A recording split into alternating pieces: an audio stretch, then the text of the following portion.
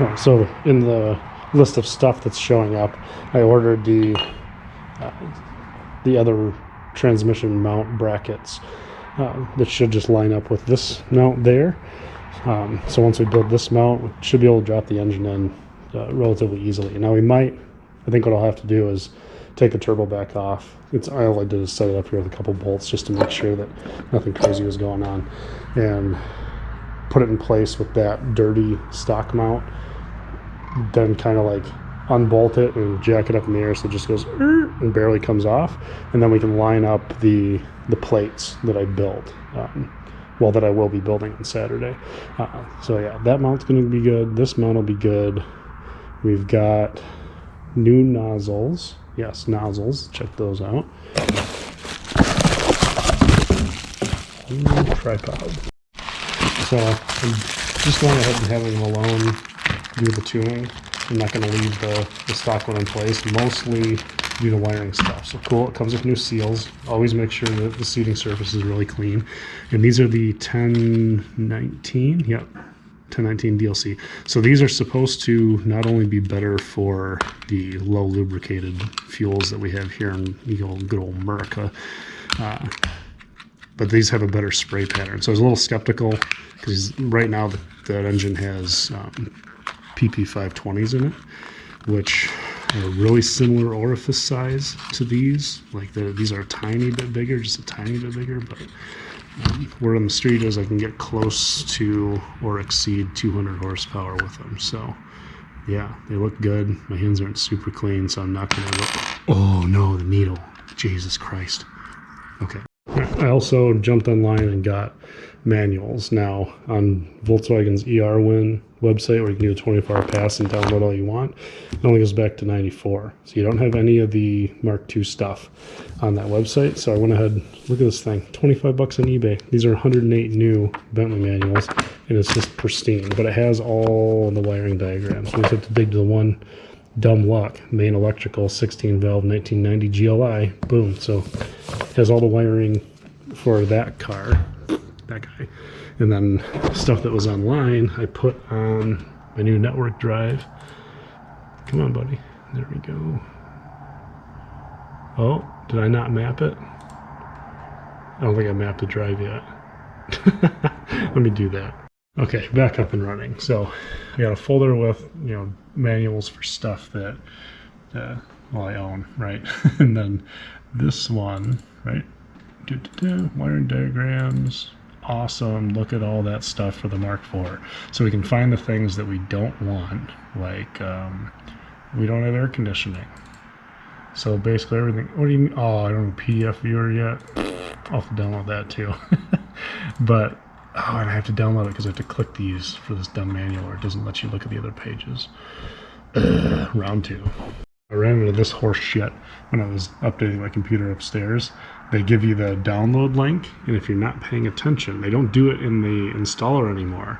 They do it over here. So you have to tell it not to install that McAfee garbage. Chrome extension, sure, whatever. And then when you download it, that won't be part of the installer. So when I installed upstairs, it installed this stuff, and I was all pissed off not realizing it.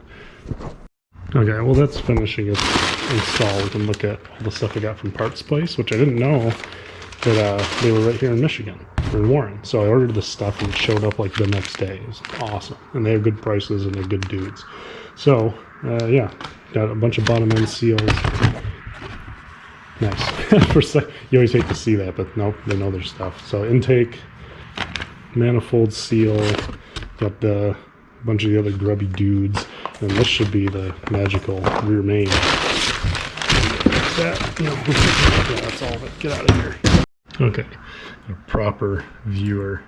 I wish it would default. There's got to be a way to set this so it's always like that. Anyway, on the Volkswagen manuals, shut up. Just next. Okay, yeah, I won't break my car. So now we can look at air conditioning stuff. So it'll show you all the layout. Same as the paper manual, only you have infinite copies. So tonight I figured I'll do some parts cleanup because it's quiet. And then I got an idea. Normally I pull that off and I have to stick an Allen wrench up on the inside to get the motor to start turning. But then I was like, well, if I just That's not very variable. Let me get my other one. I thought my music was on too loud. It's neighbors probably know it's summer. They're gonna start making out in the driveway.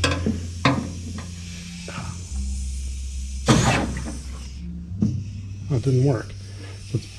Oh, you know what? Let's try this. Give it some electricity.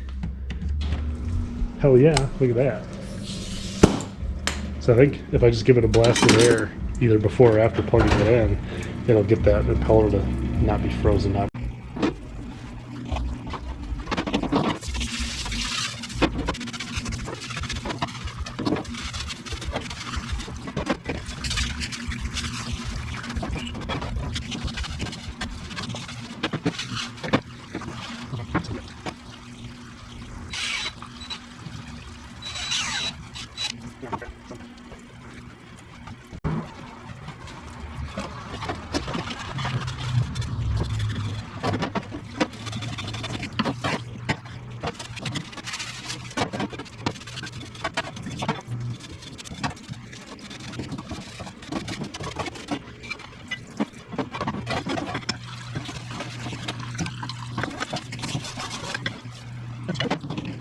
Like, it doesn't take that long. Cleans all the greasy nasties off of it. We're not looking for it to be perfect. Like, I'm not going to sandblast it. Well, I'm definitely not going to sandblast this because we're not going to use it.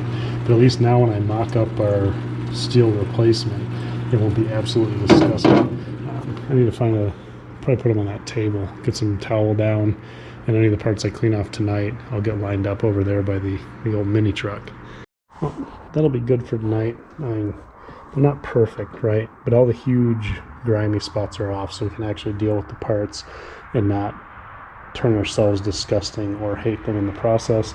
And tomorrow during the day, I'll grind away on these and hopefully start getting a first coat on them. I need to do something with space because I'm starting to feel how my parents did, right?